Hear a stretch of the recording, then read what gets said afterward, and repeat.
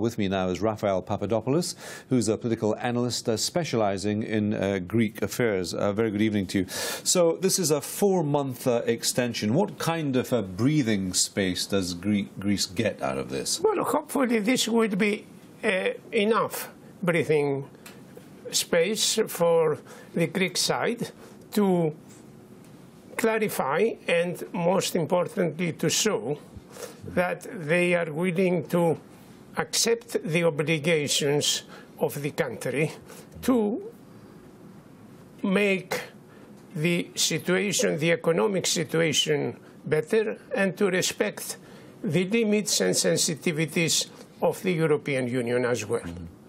So what have they got to do? They've got to satisfy the Eurozone that the reforms will be made. Yes, they will. This already they have said. They will continue the reforms, and they will not make any unilateral actions without the consent of the European Union. And this was very important. And also on another point which the European Union insisted, that they declared that they will repay the debts of the country to all its creditors, with emphasis to all these creditors, as they were asked. So this makes it, this deal in the meantime, this 4-month extension, makes it much less likely that Greece will be forced out of the single currency, at least in the short term. Yes. I suppose this is not a scenario which anyone wants. Of course, it has been quite a lot of rhetoric, and now, well, we have come to an agreement which I suppose is a good example of European cooperation and compromise. Okay, let's go away from our interview here for the minute, because Yanis Varoufakis, the Greek finance minister, that's him there. This is live, and he is giving a press conference in Brussels. So let's listen in the meantime. Yeah. Will be renewed, and that it will be used exclusively for the purposes of recapitalizing the banks, for dealing with resolutions. We would like to extend this to an idea that we have and ideas that others have, the IMF, for instance, on how to deal with non-performing loans. It was never our intention to use this money in order to fund the government. So by committing not to use this money to fund the government, we were committing to what we wanted to commit. The very statement that this money now is there and it will not expire at the end of February is another major boost to the banking system. This is why I started my answer by saying that I have no doubt that no one who is not paranoid will imagine anything other than that the banking system is safe, not only on Tuesday and Wednesday and Thursday, but ad infinitum.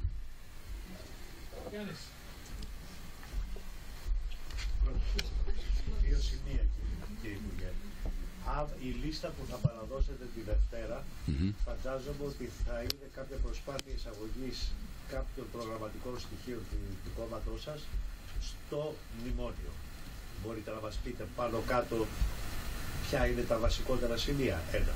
Να απαντήσω το ένα, για να μην το ξεχάσω, και έχετε και δύο μετά. Πρώτον, το μνημόνιο τελείωσε. Αυτό που συμφωνήσαμε, και το βλέπετε και στο κείμενο, είναι κάτι πολύ απλό. Θα κάτσουμε και θα γράψουμε εμείς. Okay, Mr. Papadopoulos, we've been listening into that, yeah. And you know that there was a stress. He was saying that the Greek banking system is safe. Yeah. But what we've been hearing, of course, is that Greeks themselves have, over the past, well, 24 hours, they've been withdrawing money at a fast pace, 1 billion euros, in fact, we've been hearing over the past 2 days. Yeah, this is a fact. I heard this, but I don't know if there are only Greeks and not foreign investors who, of course, feel very anxious that if a compromise agreement have not been reached, as it has been the case, they would, of course, have very difficulty to get their money out. So, yes, that happened, but hopefully now some of this money will come back. So it's a 4-month extension. The big priority right now is to get a much longer extension, I suppose. Yes, but all right. I mean, if a confidence and understanding has been reached between the two sides. Well, and if meanwhile everything goes well, they probably will be able to discuss another extension, but that remains to be seen. I mean, everything depends on what happens in the meantime. So Greece has promised more budget discipline and these economic reforms that we've been talking about. What kind of reforms can bring the Eurozone what it wants and what it wants to see over a lasting period of time? The Eurozone wants to see that the public sector in Greece, which has been extremely overgrown, had to be reduced. Certain people have to leave the public sector. The clientele system which has prevailed has to be also be reduced, if possibly.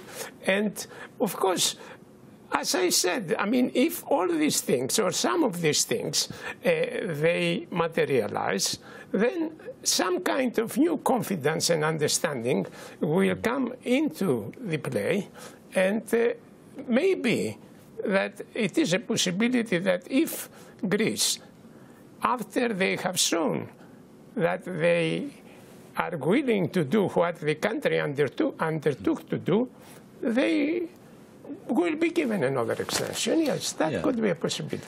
Are you one of those that would take the view that Angela Merkel and Germany in general has been far too harsh on Greece so far?